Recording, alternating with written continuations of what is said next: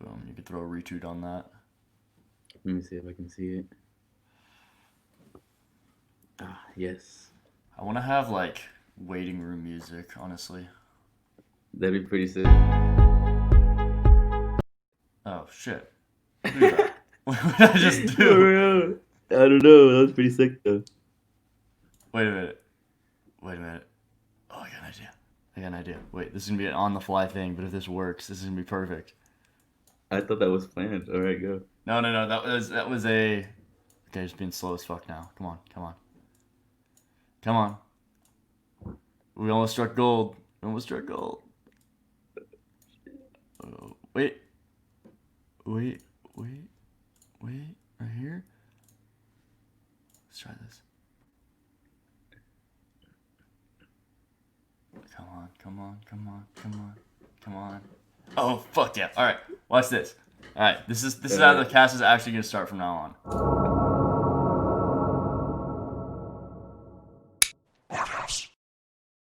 All right, this is our house finally with the intro in the show. That was sick. I'm Fuck here with yeah. Alonso Hernandez, and I just noticed I just misspelled the title. I just noticed. Fuck. We're macking money online, Mexican style. Alonso, how are you doing, man? What's up, man? Happy to be here. Excited. The intro was sick, Thanks, even man. though Thanks, it man. was Yeah, a little, on the little bit spot. rough, a little bit rough, but we got it done. He's here to talk about, some really interesting things. Because obviously making money online, that's the hot topic today. He's got some really good stuff from, some really good lessons from his successful dropshipping store. But he has that interesting edge of being a Mexican immigrant into America. So he has the whole story of starting from basically nothing, building it up, and now being very, very successful. So Alonso, can you tell us a bit more about, how you got into America and how you started, you went from zero to where you are now? Yeah, definitely. So I arrived in America when I was 5, with both my parents. Mm. My dad been to the United States a couple times before, but I lived the first 5 years of my life in Mexico. So yeah, pretty much arrived here when I was 5. Been here ever since. Have 2 siblings now. Um, but yeah, pretty much came here when I was 5. There no English at the very beginning. Was in a very middle class town, so there was no like bilingual classes or anything like that. So the first few years was definitely um, different for me, coming from just speaking all Spanish in Mexico classes and all that stuff to not really knowing anybody here. You know. Mm-hmm. Yeah, so you Um, just kind of had to go through that language gap. I can't even imagine that. yeah, the language barrier was definitely difficult at the beginning. Later on, there was more bilingual classes that were definitely helpful and stuff. Mm-hmm. But yeah, just that was pretty much the first 10 years of my life up until I was like 15. From then on, it was pretty much soccer and all that stuff just with my parents. Worked a lot with my dad over the summers and stuff like that because my dad did construction work. Um, so yeah, pretty much started that's pretty much where the business kind of mind came along. Working with my dad and all that stuff over the summers. No, we know. Yeah, I remember when I first started following you. You weren't really doing that much drop shipping. You were working with your father's business, doing like construction and stuff. So how did that transition from from that on the ground business to your own drop shipping brand that's actually very successful now? Yeah, so it was pretty much like I was doing both at the same time, um, but obviously saw a lot more success with my dad's business at the very beginning, just because even though I was very new to the online business world, taking stuff from the online like business marketing tactics over to the offline, it's so easy to like differentiate my dad. So it was very easy to get clients, and then with my dad's quality work, it was very easy to maintain clients. You know, so that Mm-hmm. was the first few lessons that I learned at the very beginning. But while I was doing this, I also dropped out of college, so I was also like splitting my day in half, like helping my dad half the time, and Mm-hmm. then also like learning about ecom and drop shipping and Facebook ads and all that stuff the second Mm-hmm. half of the day. Damn, that's a hustle right there. How's Yeah, it? definitely. Do you enjoy working with your dad? So when I was younger, no, I definitely nah. I hated working with my dad. It was terrible. I hated it. I wanted to go to college so I didn't have to work with my dad like ever. That's how much I hated it. Yeah. Um, but as I grew older, I realized that um, I realized that my dad was kind of stuck. We'd been kind of stuck for, I don't know, like ever since we pretty much got here, just Mm-hmm. because of the fact that he was working with some American that had the tile company, and my dad was pretty much doing the work for him. Mm. Um, so that's like first where I identified that I could definitely help my dad, especially after like joining Twitter and all that stuff. Mm-hmm. Um, so yeah, that's pretty much um, that kind of stuff in the offline world. Yeah, yeah. So when you transitioned into drop shipping, what was your first venture? Was it the current one you're doing, or did you have a No, store no, that no, failed? definitely a lot. I had like 4 stores before I even had a sale. Yeah. Um, got my first sale last year in January. Mm-hmm. So 4 stores later, finally got a sale. Um, stayed with that store for a couple months, but I didn't really know what I was doing. I thought I was making money, but wasn't really making money. Yeah. Just probably like profiting a few $100 a month or something like that. But I was Mm-hmm. still working my night job at the same time. So Mm. um, yeah, pretty much just stayed with that store for a little while, and then that store failed. It got shut down or whatever, and pretty much tested like another whole like 3 months up until I finally hit my first quote unquote winning product.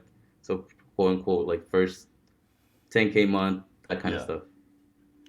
Yeah. So it And was definitely tough at the beginning. yeah, yeah, definitely, definitely. Did you what did you learn along the way? Like what were some key failings that you now know to never repeat again? So at the beginning, obviously most of the lessons that beginners learn like simple stuff, but after the real lessons came to me after my first quote unquote winning store. Mm-hmm. um uh Lost a lot of money just on chargebacks, just because of not having proper like relations with suppliers and all the hassle that dropshipping comes that Yeah. brings. So definitely learned a lot during that store, just Yeah. losing money. You learn a lot losing your own money. Now, are you still drop shipping or are you doing white label stuff? It's still kind of drop shipping, but just I'm using Drophouse. I don't know if you know Jason Wong. No. Um, so they kind of have like a fulfillment service, super fast shipping, get like 8 day shipping on most products, on most orders. Mm. Um, so that's definitely been a lot helpful rather than shipping with AliExpress and having to deal with like 20-day shipping times and all that stuff. Yeah, I remember when I was doing drop shipping just as like a possible side hustle thing, like that was the thing that always threw me off. I was like, I have like my customers have to wait 14 to 20 days to get their item. Like what is this? This is pretty Yeah, weird. exactly. Do you think that shipping times, like if you can lower shipping times, do you think that puts you head and shoulders above your Oh, competition? 100%. 100%. Just because your competitor may be doing like the exact same thing as you, but if he's shipping from AliExpress, it Mm-hmm. says 21 days delivery time, Mm-hmm. but majority of the time that's not even accurate, and it ends up taking, I don't know, 30, 40, 50, 60 days to get Really? delivered. So that's definitely not ideal. Have you noticed any issues with since COVID? I know every dropshipper got hit initially, but Yeah, in what happened with April, you? yeah, in April, so I got hit way at the beginning. Like, um, all my problems kind of started with my previous store in December, just with the holiday season, volume, and all that stuff. So I was already dealing with fulfillment issues like way before COVID. Mm-hmm. So I didn't get hit as bad just because I'd already been hit before. So my store was kind of paused at the time. But I definitely know a lot of friends who definitely saw an impact right at the start of COVID. Definitely, definitely. Now when it comes to growing your store, you don't have to give us like actual income numbers. That's private, obviously. But like you've definitely. Yeah, what have you multiplied your store's income by? Like 5, 10 from where it first started? You doing like Oh, five figures, roughly? uh, definitely like six figure profit. like Mm-hmm. since the beginning, you know. Yeah. Um, but each store has definitely been different. I've taken a store to around 500K rev, but that was the quote unquote first winning store Mm-hmm. that lost like close to 100K in chargebacks. So that was pretty much all of the profit, you know. Yeah, Um, yeah. So you're probably like, never again. yeah. So with this new store, I definitely took a much slower approach, Mm-hmm. um, just scaling little by little, making sure that fulfillment is like on check, the back end's on check, you know. Mm-hmm. So I've definitely learned that scaling slowly but consistently is better than just ramping up the budgets, going sky high, and then having to deal with fulfillment issues and chargebacks 2 months later, you know? Yeah, I mean, especially if you're a one-person operation, if you don't have a Yeah, whole definitely. staff team to deal with all the chargebacks and stuff, it's going to be an issue. Yeah, definitely. Now, when it comes to like, I remember this, and this really perked my interest with you. Like, you made a tweet like 6 months ago where you're like, I just use Futara font with all my stores because it just makes it look 10 times nicer, and that was very interesting to me because I feel a lot of dropshippers and a lot of e-commerce people don't really have the aesthetic mindset behind their Yeah. stores. They just know how to sell and they just know like marketing, but they don't really know like the minor aesthetic touches. Have you been slowly adding things like that to your stores and have you seen positive results with that? I think that was something that implemented since the very beginning. That is Mm-hmm. one of the reasons that I also kind of lean towards ecom and dropshipping, just because I like building stores. I like making them as like as aesthetic as possible, as sick as possible, Yeah. you know. So that's definitely something that I've always been interested in since the very beginning, because I definitely see a lot of people who are extremely talented marketers, extremely talented direct response, amazing copy, amazing product pages, but the aesthetic's just not there. Mm-hmm. So that can really kill a brand, you know.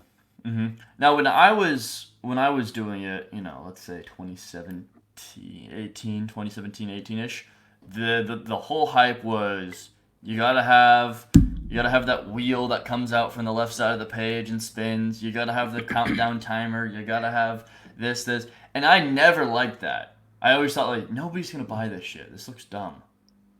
Now, 2020, dropshipping has definitely evolved, but I've been out of the game for a while. Yeah. What's the consensus on those sorts of things? Those more sorts of like low hanging fruit sales capture, like Uh, things. I don't think they work at all. I personally don't use them. I Yeah. think there's definitely other quote unquote low hanging fruits that you can definitely take advantage of. Like Mhm. for example, like email flows. There's certain email flows that you can take advantage of Mhm. to just get a few extra dollars per customer. You know, Yeah. which can definitely help at scale. But stuff like countdown timers and all that stuff, I've never been a big fan. It seems the back end is more important. Having a nice front end that's not super scammy, and then putting effort into, like you said, making the email funnels, making sure the customer service is Gucci, like all that stuff seems to be Yeah, way more important than the instant gratification sales stuff in the front. yeah, definitely. It can definitely be a lot more. It can definitely make a lot more of an impact. Yeah. Um, I've been at the beginning. I definitely neglected a lot of email work and back end stuff, just because I mean it's kind of boring, you know. Like nobody Yeah, wants you're to like, I sit don't want down to write and an email and yeah, like do all this 5 email funnel. flows. Yeah. But it definitely helps a lot to bring more money for you. Um, Especially with like email marketing, you can really add a personality to your brand, you know, so Mm. people will actually um, feel something when buying from you and interacting with you, and will even start commenting on your Insta stories and your Instagram posts and all that kind of stuff, you know, so that just helps. Yeah. Yeah. You don't want to just that's the thing. You want to break out of, oh, we're just selling products. You want to Yeah. really be like a little, your own little content personality in a sense. Yeah, I mean, especially because stuff like building a brand is almost like no effort, you know, like making your website look clean should be a no-brainer, you know. Yeah. It should also be very simple, you know, just make like copy other big like legit brands like Apple, and all these big companies look at Hmm. their site and just mimic what they're doing and implement it to your own site, you know? Yeah, it's like, you're gonna have to do this stuff anyway. So why not make it just a little bit nicer, a little bit more personable? Yeah, and the thing is that when you don't put the effort in, majority of the times the store just won't really work, you know? And then you'll come back and you'll be like, well, why isn't it working? Well, you didn't really put the effort into building it out, you know? Boom, exactly, exactly. Now, when you're, you have your store set up, you have your product and whatnot. Let's shift over to the ads. What is your philosophy with ads? Where have you learned? What have you learned in the past couple of years doing dropshipping stuff? So a lot of YouTube videos. At the beginning, I definitely referred back to Ads Alchemist Facebook course a lot. Ryan Homer's Facebook course way back also helped definitely at the Mm-hmm. beginning. But other than that, just spending my own money on ads, talking to other people in the space, seeing what they're testing, seeing what results they're seeing, and then implementing it into my own ad accounts has definitely been the big Mm-hmm. thing for me. It seems like copying others is an underlying success of every dropshipper. Yeah, I mean, not like necessarily copying, but I mean, just like seeing what's working for them. Like, for example, I have Yeah. a lot of Twitter friends, and I'll just be like, "Yo, like, what have you been testing, or what have you been implementing into your ad account, and has it been working? Has it not been working? Or like just exchanging info like that, you know? Mm-hmm. Like, yo, I've been testing this out. This has been working for me, and like that kind of stuff. Have you been have you been a victim of Facebook and their ad policy? Yeah, definitely a lot. Um, Not so much now. Back in October, I had my whole like profile banned and all this stuff. But I've like realized that just comes with like the type of business that you're running. You know, Yeah. back then I was like definitely shipping from AliExpress, definitely not getting good shipping times. So my feedback score and all that stuff definitely got affected. Mm-hmm. But I mean, I haven't had an ad account disabled in quite some time. You know, Hmm. so I mean, definitely having your back end again, like in check, definitely helps with all that stuff. It seems Facebook ads, it is that double-edged sword. It gives you access to billions of users, but at the exact same time, you have to deal with getting banned. You have to deal with getting Yeah, and I mean, flagged, and that's something I've also learned. You know, like diversifying the traffic that I'm sending to my store. Because mm-hmm, at the beginning, I also neglected that, mm-hmm, like a dumbass. But now, like using Google Ads, Snapchat ads, even like influencer marketing, mm-hmm. all that kind of just helps. Just in case something ever happens with Facebook, you know, you have other stuff that will still bring you in money. What have you found with things like Google Ads and Snapchat ads? Have you found better conversion rates? Have you found different things that are better? Honestly, right now my Google Ads, I've just launched like a super simple branded search campaign for my brand, Mm-hmm. and that just brings crazy returns. I'd been trying to get on Snapchat and TikTok ads, but was having trouble getting ads approved and that kind of stuff. Hmm. But I've also been sending traffic with like influencer marketing and all that kind of stuff. So Hmm. been trying that out. Would you say Instagram is still the best channel for influencer marketing? I mean that's what I've been using personally. So I mean I would say so. Definitely like a lot of TikTok can definitely Mm, be helpful if you use it strategically. You know, yeah. just because the traffic is so you don't know what kind of traffic you're really gonna get. You know, there's a lot of younger kids and all that stuff. Mm-hmm. Mm-hmm. Yeah. It seems like, it seems like trying to strike gold on TikTok because if you get like obviously the view numbers are crazy, Yeah, crazy, but at the same time, you need to you really need to watch it and be like, okay, you know, how many of these will convert? Because yeah, as far as I know, TikTok's actual like link integration is terrible, and like their actual integration, right? Can't they only have like an in bio link or something?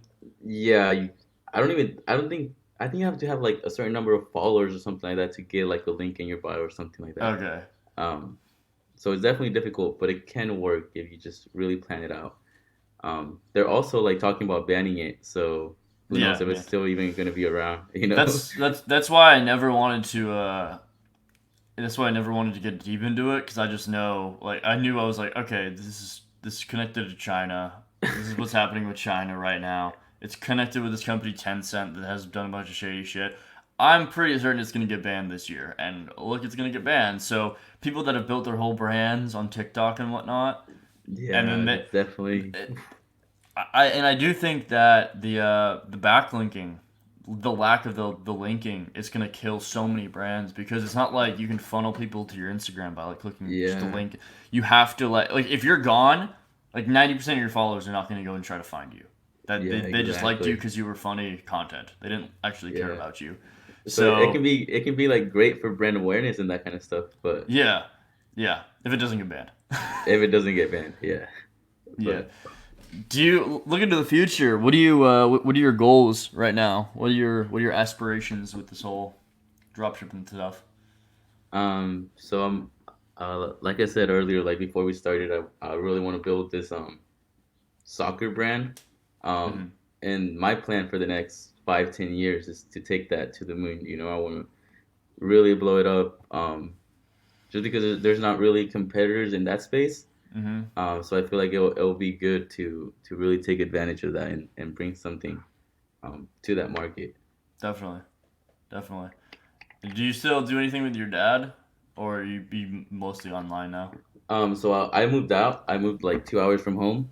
Oh, But I gotcha. still I still do like I do invoices for him, send like quotes and all that kind of stuff. Yeah, But I mean ever since the beginning, it's been most of my dad. You know, like he does everything.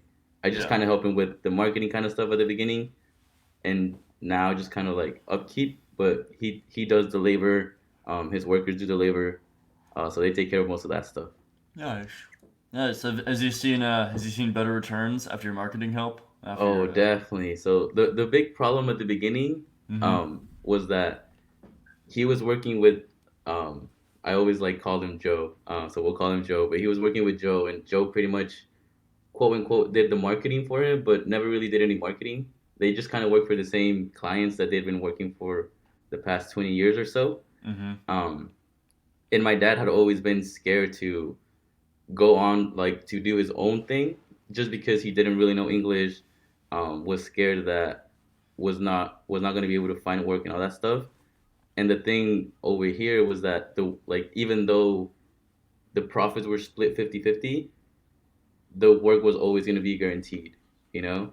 And I was Mm-hmm. like, well, why do you have to split 50-50 with him if he doesn't really do anything and all he does is like pick up a check on Friday, you know? Yeah, So Joe pretty much had all the connections in town, and my dad was doing the work for him, and the other guy was yeah. pretty much just collecting money, which great for him, Mm-hmm. he had figured it out.